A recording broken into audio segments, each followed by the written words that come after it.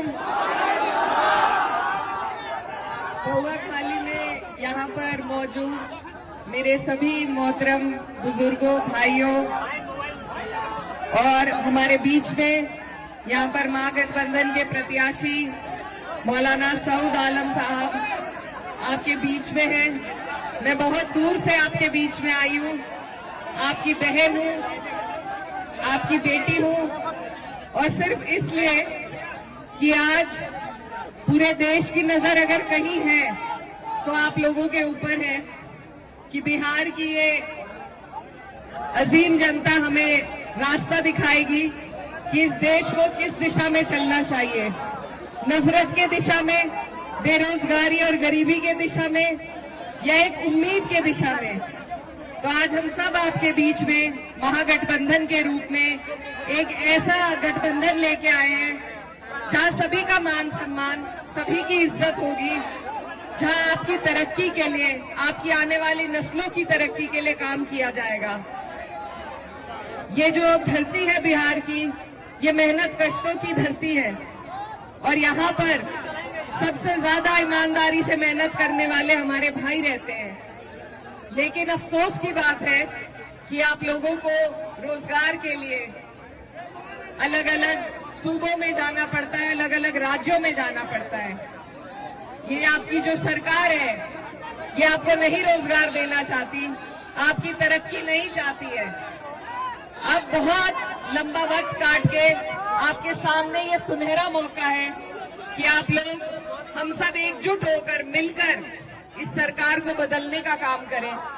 और ये सरकार सिर्फ तब बदली जा सकती है जब हम बहुत समझदारी और सूझबूझ के साथ ये आंकड़े जोड़े कि सरकार को हरा कौन सकता है। ये गठबंधन इसीलिए आपके लिए बना है कि सब आप और हमारे जैसी सोच रखने वाले, तरक्की की, भाईचारे की सोच रखने वाले लोग एकजुट होकर इस नापाक सरकार को आप बदलने का काम करें। मेरे भाइयों, मैं आपसे ये कहना चाहती हूँ कि आप लोग अपने इन वोटों को, अपनी ताकत को बंटने नहीं दीजिए। एकजुट होकर, एक तरफ होकर जब आप और हम वोट करेंगे तभी जाके हमें तरक्की हासिल हो पाएगी। हमारे बीच में मौलाना सऊद आलम साहब, अब भी आपके विधायक थे, आपकी लड़ाई लड़ते रहे और फिर से आपको और हमें कोशिश करनी है कि इनको फिर से हम जिताएं ताकि हमारी सरकार बन सके। मेरे मौलाना सऊद के जो वालिद थे वो मेरी वालदा के साथ सांसद रहे, तो हमारा पुराना ताल्लुक है, पुराना रिश्ता है और उसी के नाते आज मैं आपके बीच में ये गुहार लगाने आई हूँ कि इस सरकार से, ये जो डबल इंजन की नापाक सरकार है, इससे हम लड़ते हैं जब, इससे हमें लड़ना पड़ता है आपके मुद्दों पे, चाहे वो वक्फ का मुद्दा हो या आपकी तरक्की, आपकी बेहतराई के लिए, आपकी रोजगार के लिए कोई मुद्दा हो।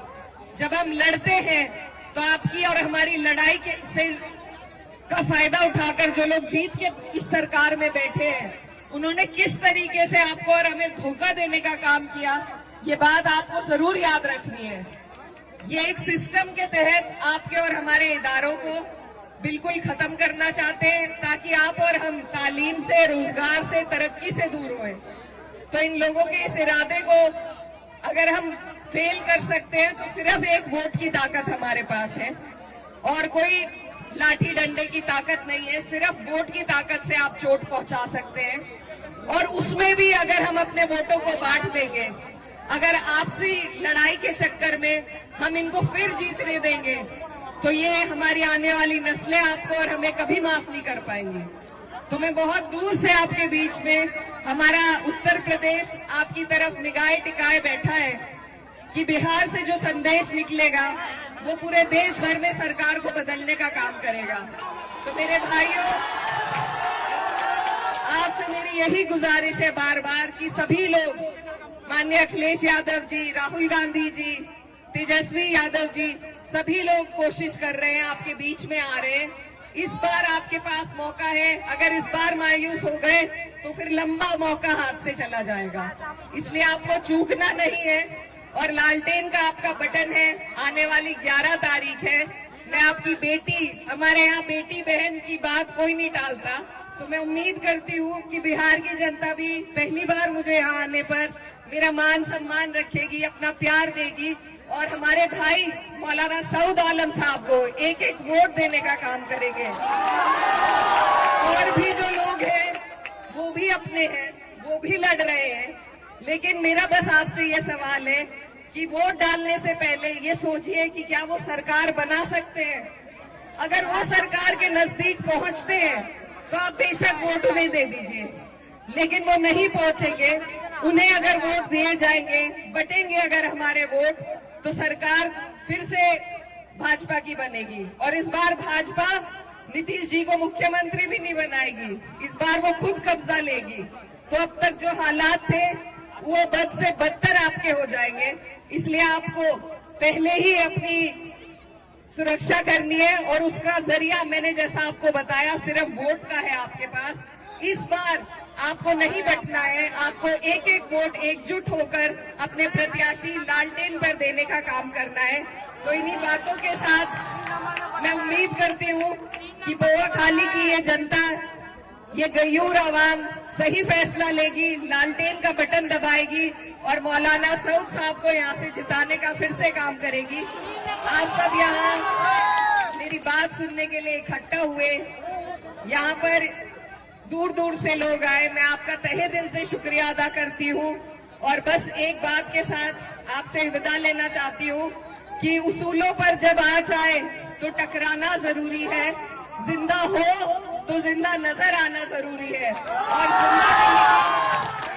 और जिंदा कौम की और जिंदा दिल्ली की अगर सबसे बड़ी मिसाल कोई हो सकती है तो वो इस बार इस सरकार को उखाड़ फेंकने की ही मिसाल आपको देनी है। आप सबका यहाँ आने के लिए बहुत बहुत शुक्रिया, धन्यवाद। दुआओं में याद रखिएगा। अस्सलाम वालेकुम।